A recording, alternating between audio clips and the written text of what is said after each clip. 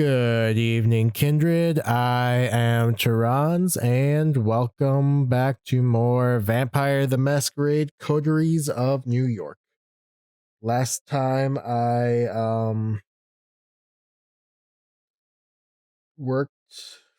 did a job for Mia trying to find the name of a ghoul's master, and only did so with that.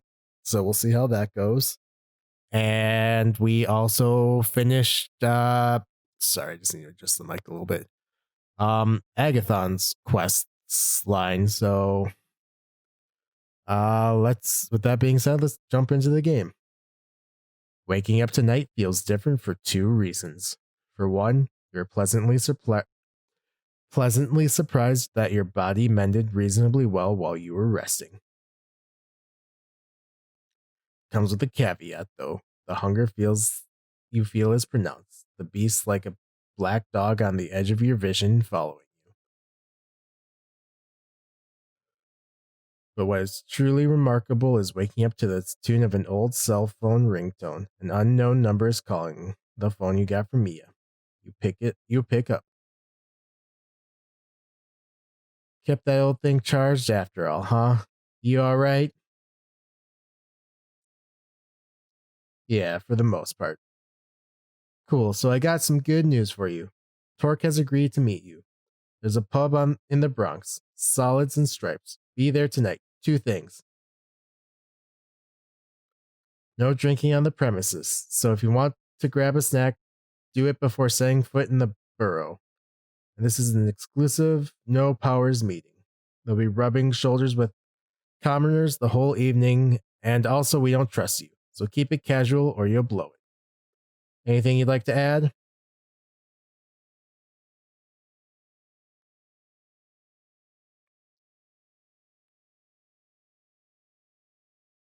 Oh, what? This happened? When did this? What? Alright, maybe it was something I skipped. Anyway. We should expect company. I met Callahan yesterday. He kicked my ass and forbade me from meeting Torque. Said he'd keep an eye out to make sure I comply. Silence on the line. Fuck. More silence. Can't promise you any protection on your way there or back. But at the pub, you'll be in Torque's domain. For all his posturing, Callahan doesn't have the balls to strike Torque directly. We'll post additional lookouts on watch. That's the best I can do. If Callahan got under your skin, I get it. I was in that spot once or twice too. All I've got to say is the risk is worth it.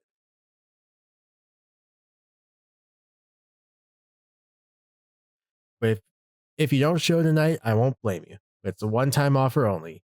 You gotta hedge your bets. Just don't do anything stupid. You meet with us tonight, it better be in good faith. She ends the call. First things first. You take the subway to York Street Station. You walk to Front Street, retrieve your car, and weigh your options while driving back to your haven.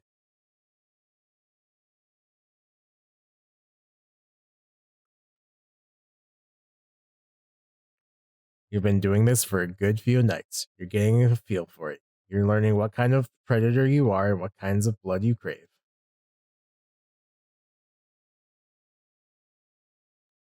You're so caught up in yesterday's problems and in this cloak and dagger debacle you're now a part of that the hunt feels almost automatic and casual tonight. A fragment of you surrenders control. Just minutes after you find your victim, you coax them and drink from them. You find you've forgotten their face and how they were dressed.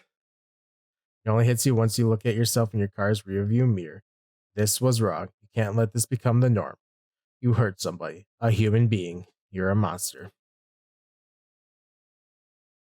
You need to stay mindful of this. You're a monster, but unless you can let yourself off the hook, you can hold on to your humanity and not let yourself slide down this spiral. Instead of clearing your mind, this clouded it further, and you're still no closer to a decision. I'll just go to the meeting. Dangerous or not, you have to make the trip to the Bronx and meet with Torque. No detours. Best just get this over with.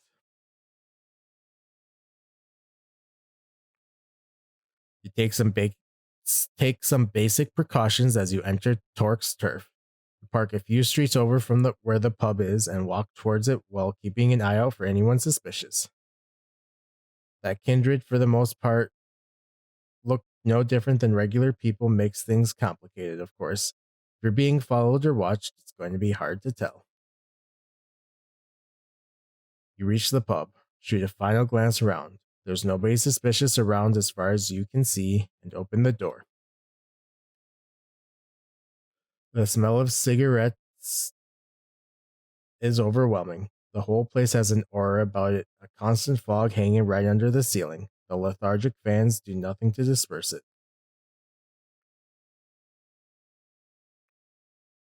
The constant crack of billiard balls and clinking of glasses tells you all you need to know about the clientele. Not a very vampiric place at all. You're wondering if you got the address right. You apparently did. Mia's here. She motions you over to one of the few tables around. You took your sweet time to get here. What? Got cold feet? Never mind. Anyone follow you? Not that I know of. Fair enough. Before I introduce you, there's some outstanding business to discuss.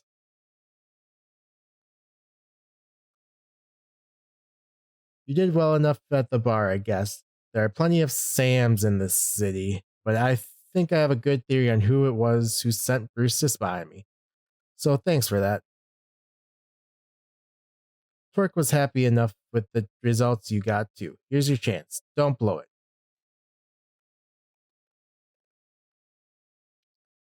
You walk towards one of the tables. A guy in a coat and hat leans over to take his shot.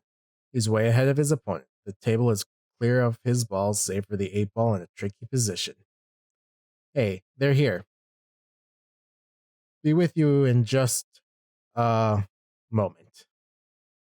He hits it fast, precise, and sends the black ball exactly where its player wanted it. His opponent lets out a frustrated sigh. That's it. I believe you. That's it. That's that. I believe that's 150 American dollars, Joey. You want to pay up now or up the stakes again? The disgruntled man accepts his defeat and pays up, then declares he's going to grab another beer. To the victors go the spoil. Thank you kindly.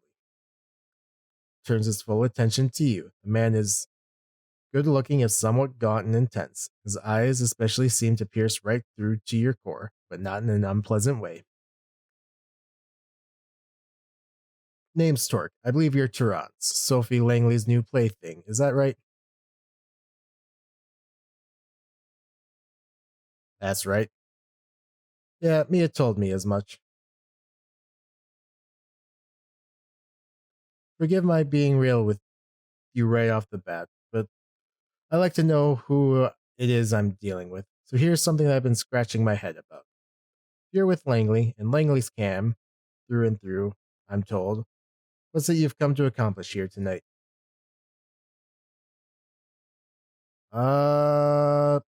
Sophie Langley wants to meet with you. Don't ask why, she didn't tell me. She just said it has something to do with gathering allies against Boss Callahan. I'm here to arrange that meeting. The fuck? I knew nothing about this, T. They lied to me. Mia's furious. She's looking at the pool cue and at you as if she was trying to figure out the best combination for the two. It's fine. I appreciate the honesty, even if you weren't straight with my second in command. That I don't appreciate. Well, well, well. Ain't that an interesting proposition? Can't be seriously thinking about meeting with Langley. She's hardline cam. It's a trap. Must be. It might. It just might be. It just might. He looks at you, pierces you with his unnaturally keen eyes. He's about to say something when the door opens at the back of the room. Hey, Torque, you, gotta guess. They're in the back. Yeah, won't you be a dear and keep our new friend company? I'll see what the commotion is. Sure thing. Torque tips his hat to you and walks to the back, drawing the man who called for him. Mia glowers at you. this time weighing one of the pool balls in your hand. She looks like she has a half a mind to chuck it at your face. Gotta be quite happy with yourself, bluffing your way in here.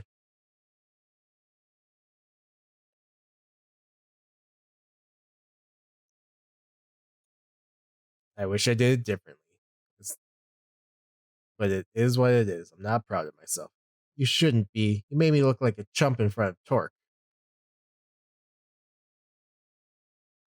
Kiara's beginning to think you might make a good addition to our little family. There's a whole lot of trust you'll have to regain before that happens now. Torque appears from a door at the back and calls across the room. Yo, Mia, can I grab you for a second? Teranz, get over here too.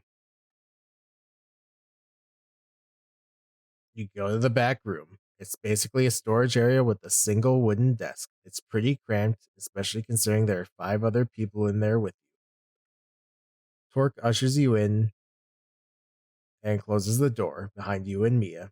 2 burly dudes are holding somebody down. A familiar voice reaches your ears.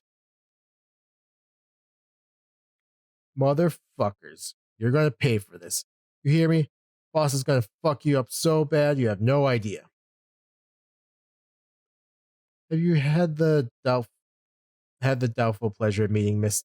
Cerruti before, Teranz? You could say that. You're fucked. You're so fucked you don't even know it. Stupid piece of shit. I should have ended you yesterday. Boss told you to stay away. You should have listened. That's a story and a half, ain't it? Vince, calm down now and tell me how many of your guys are still out on my turf,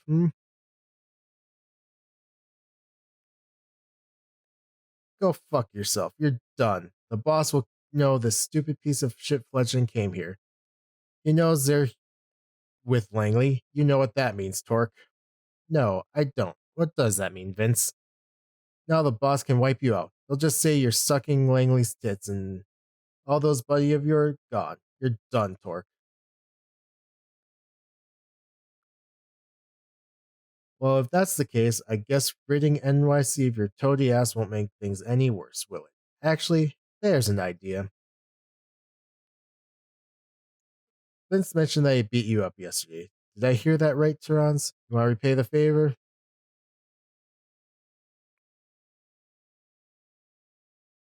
It's your turn. Torque, I think you should deal with him. That's a fair point of view. Takes an old pool cue and breaks over a knee. Hold him down, bros. Don't you fucking do it, Torque. Don't. Torque takes the sharp piece of wood and jams it into Vince's chest. His features grow slack, his entire body inert. He doesn't even give out a yelp. Take him downstairs. Let's keep Callahan guessing about what happened to his favorite puppy. We'll figure out what to do with him later. I know that's not the words, but I'm going to do some censorship just because I feel like it. The other 2 anarchs who held Vince down before take him out of the room.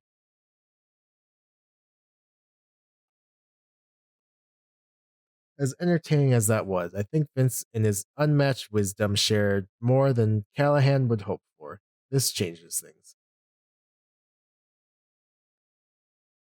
Ever hear about Operation Lights Out, Teranz? It was a second Inquisition effort here in NYC. A single night of raids at a magnitude never seen before or since. The Ivory Tower got away with just a few losses here and there. No major players were hit. They managed to find safe spots and stay out of the shitstorm. Us, though, we got hit hard all over town. Havens were rooted out, entire coteries and safe houses gone, just like that. Nobody saw it coming. I barely got out in one piece. Mia looks at him with concern. Mia looks at him with concern and puts a hand on his arm. He shrugs it off gently but surely. Others, like my child Barb or Mia Sire, extinguished. We know who got out without a scratch. Callahan.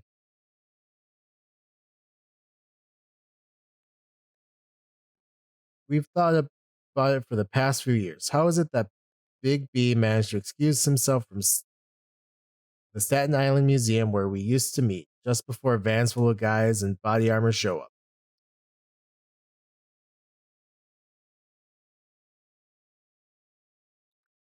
How is it that, as my baby is burning up after being shot with incendiary rounds, I also see Doug Callahan running with his tail between his legs, pushing fledglings like you in the path of the SI?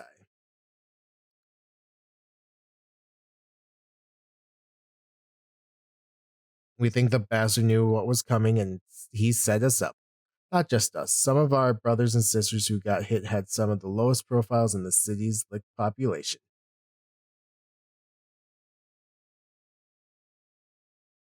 The moral of the story, Callahan is an opportunistic motherfucker. And if he even and if even his thickest followers suggest he's going to sell me out, then that's what he's going to do, sure as the sun rises. He pauses for a moment and you see him reach a decision.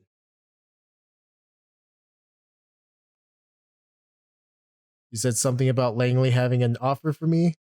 It might be your fault in part that I'm at this juncture. Now going to be as good a time as any to listen to what she has to say. I don't think that's wise, T. Well, what would you have me do then?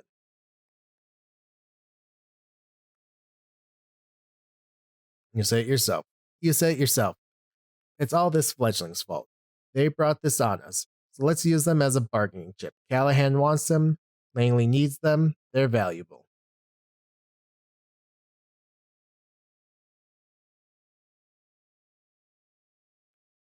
No, you're wrong. I'm just a pawn. That's why Sophie sent me here. Plausible deniability and all that. I'm expendable. The realization that you just summarized the entirety of the last 2 weeks or so hits you hard. If there was a moment to be honest with yourself, it's now. Fuck. The man puts his hand on Mia's shoulder. She calms down a bit.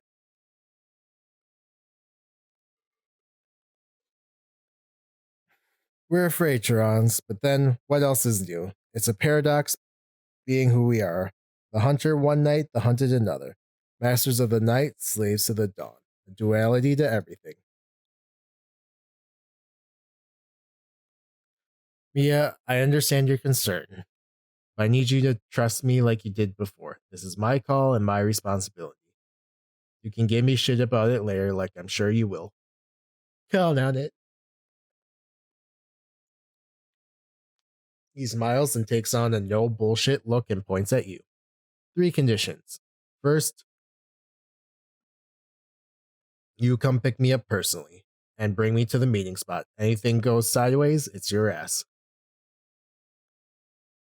Second, Mia's coming with me. No two ways about it. 8 eyeballs in the meeting.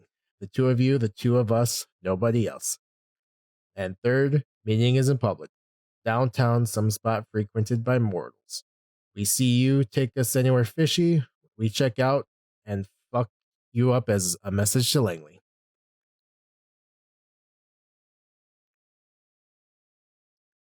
I count on it not coming to that, though. You seem likable enough. The cam hasn't gotten its talents into you yet.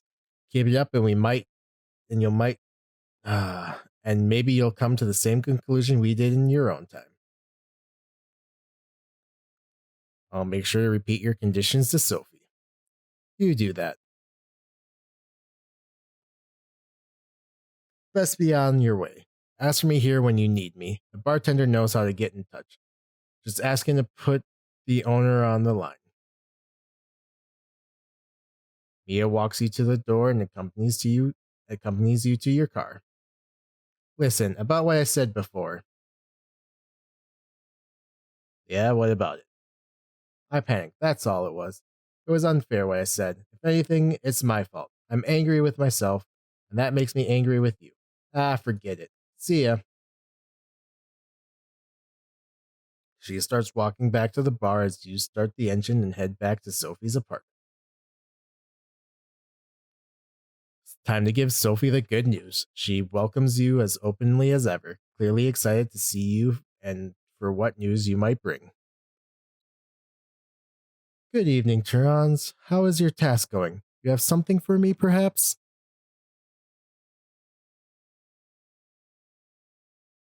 I did what you asked. The meeting is set up. Excellent. Experience any problems? Boss Callahan's goon. Boss Callahan's Boss Callahan's goons grabbed me yesterday and forced me to meet with him. It was very clear that I cannot be seen talking to Torque or he'll have me killed. I went and did it anyway. I appreciate your dedication. I really do. I'm sorry if you got hurt. Thank you for following through. Well, let's hear it. What did Torque agree to? You relayed the Anarchs' leader's conditions. You are to pick him and me up. The meeting should only include the four of you, and it should be held in a public space. Those are all fair enough, although I do worry about that Mia character. Tell me, do you think she's trustworthy? Well, Torque trusts her, so we can too, I think. Very well. As for the place, I wonder if they would agree to meeting in Hudson Yards. The vessel. Plenty of tourists that visit that place, but if we go there after midnight... She seems to have made up her mind. Yes, bring them there tomorrow night. Look for me near the top level.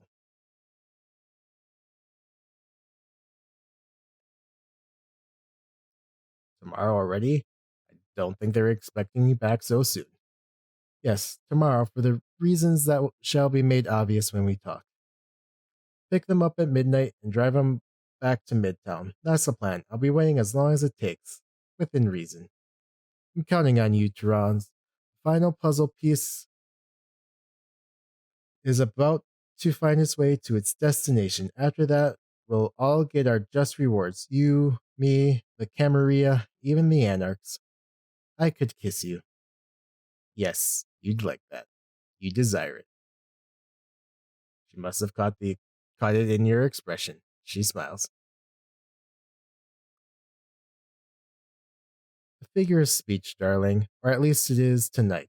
But a few nights from now, who knows? I am growing fond of you, and success whets my appetite for these kinds of things.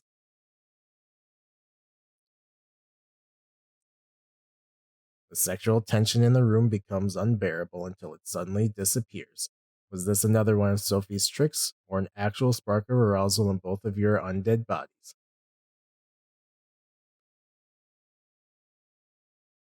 You certainly felt the blood flow through you for a short moment. The warmth in your groin takes you by surprise. You didn't think you could do that anymore, or did you just imagine it? Use the rest of this night well, Teranz, and rest. We are but a day's sleep away from shaking the city awake. There you go. Approaching the Catholic, approaching the cathedral on the street makes you nervous. You've been here twice, and twice something bad has happened, or almost happened, as in both cases you ran away. Benoit suggests it's time to stop running and experience faith head on. Perhaps he's right. Maybe it's cowardly to take refuge in rationalizations when you know what you felt, the holiness of that priest and your own damnation.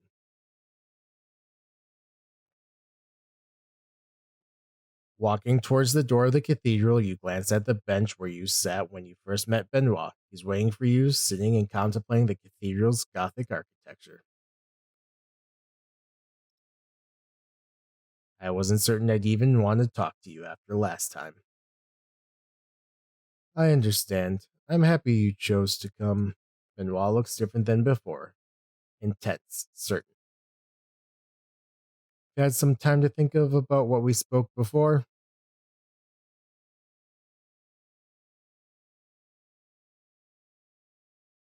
I want to learn more about Kane, about where we all came from. I have something, all in good time. I have something different in mind for tonight, as you surely remember. Let's go see Father Anthony. It's best not to talk to him in the cathedral, so I have arranged for us to see him at his home. I have a car nearby. This better be on the level, Benoit. We're beyond that kind of tough. Don't we're beyond that kind of tough talk, don't you think? You follow Benoit as he walks down the street until you come to his car, a surprisingly pedestrian family sedan. The essence of the masquerade is inconspicuousness. Nobody expects a vampire to drive a car like this. Benoit drives north towards Queens. During these moments, you feel almost anonymous, just another speck of dust in a vast machine where every action influences the whole in tiny ways. The one thing you've learned about the kindred is that they're not lacking in self-regard. The prince of a Camarilla city is said to rule the domain, and how much do they really affect mortal affairs? If you ask a vampire, they'll say a lot. Perhaps that's what made Benoit turn inward. Futility in finding meaning in the futility of finding meaning in a secret predatory existence. Benoit stops in front of a red brick row house, a little run down, but probably not cheap. Benoit knows your interest.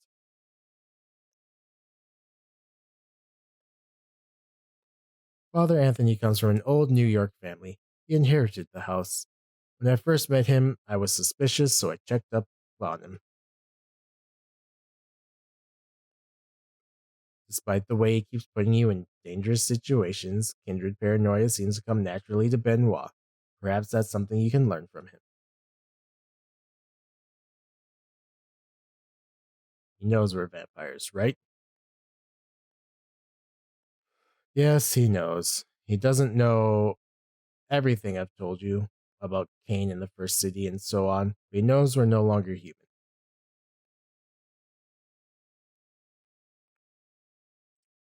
You follow Benoit to the stairs, looking around for any signs of an ambush. As you get to the door, the first signs of trepidation hit you. The discomfort, the pain that will follow once you're inside. It feels like a physical thing, a burning sensation under your skin and your blood. Look to see how Benoit is taking it. He's smiling. He- He's smiling, eyes closed for a few seconds before knocking on the door, almost as if he's enjoying the sensation. The door opens and you see Father Anthony's kindly face. Your body feels as if in a vice.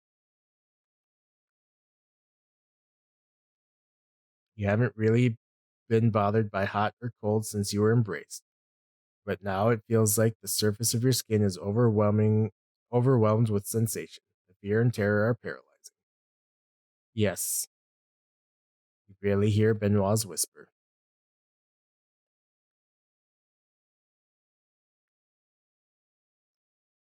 Come in, you two. I might not know much, but I know enough not to do this on the porch. You force yourself to follow Father Anthony into his apartment. Despite the splitting headache and rising panic, it's hard to take in your surroundings. Everything seems to vibrate, seeking to engulf you. A framed portraits on the mantelpiece, a cross on the wall, a living room with lots of books, many of them old. Not sure I can offer you anything. You don't drink tea, I suppose. No, we don't. We'll be fine. Thank you, Father. Are you sure you're okay? You look distressed. Please, Father, you know this is difficult for us. You'll forgive me if I don't waste time.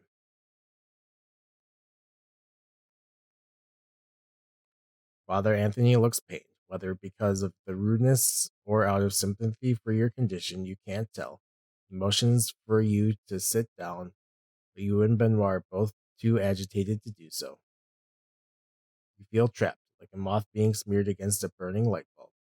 It's hard to look at Father Anthony, but you can't look at anything else either.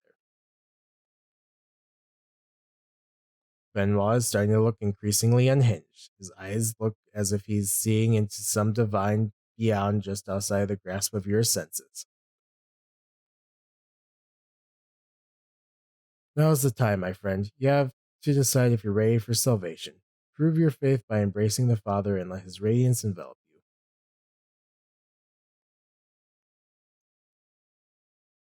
Man, I don't even know. Please, Benoit, it hurts. You're damned. It's supposed to hurt. Just kneel and be blessed. As the burning pain racks your body, Benoit pushes you down to your knees. Don't resist. You're too consumed by the holy suffering inflicted on you. Startled, Father Anthony takes a step back. Benoit, what are you doing? Father, it's time to be redeemed. For both of us. Benoit falls to his knees next to you, lifting his face in full embrace of the holy agony.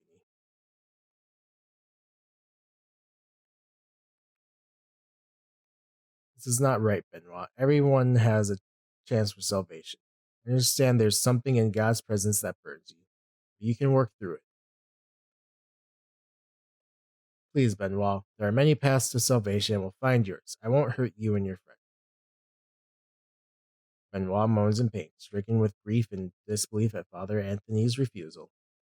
Please, Father, they don't believe. Not true.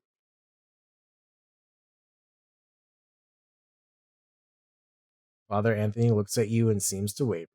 Yet even his belief in salvation has limits. Wow. I like zero of these options. I believe, Father. I just need to find the way. Your response makes Father Anthony steel his resolve. He is a man of grace and he believes salvation extends to everyone, even vampires. Benoit, your weakness blinds you. Sometimes a martyr succumbs to a special kind of vanity, where they imagine their pain is holiness. Yet our goal must be to help our fellow man find the right path. Benoit is still kneeling. He looks at Father Anthony in confusion and surprise. Please, Father, forgive me. I don't know. Shush, Benoit. We have time to talk. Meanwhile, I think it's better for your friend to leave.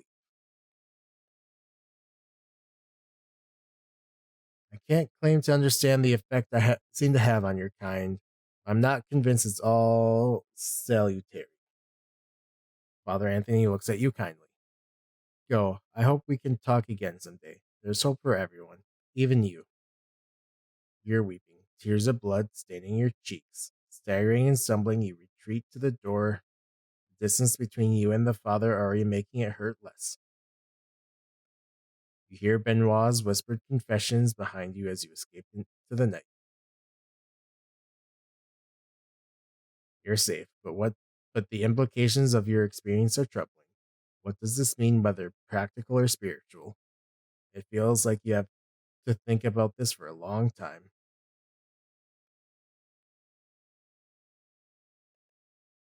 You're free to return to your haven, and there is a distinct temptation to keep the events of the night to yourself. That these events cannot be good for the masquerade. Sometimes the right choice is to not do nothing at all. You walk back to your haven, alone as usual, among the people who crowd the New York sidewalks even at night. Holiness hurts. That's the inescapable conclusion from what happened. Hard to say what words like salvation and Dan mean in modern nights, but the way you felt in Father Anthony's presence is an unavoidable fact. Father Anthony and his faith is the key. You could walk into a church and fondle a cross to your heart's content. None of that means anything. It's only in the presence of living faith that holiness becomes manifest. Perhaps one day you'll have the courage to go back to Father Anthony. All right. Seems like a good place to stop, especially because I went a little bit longer than I'd like to. Anyway, thank you all for watching, and I will see you all next time.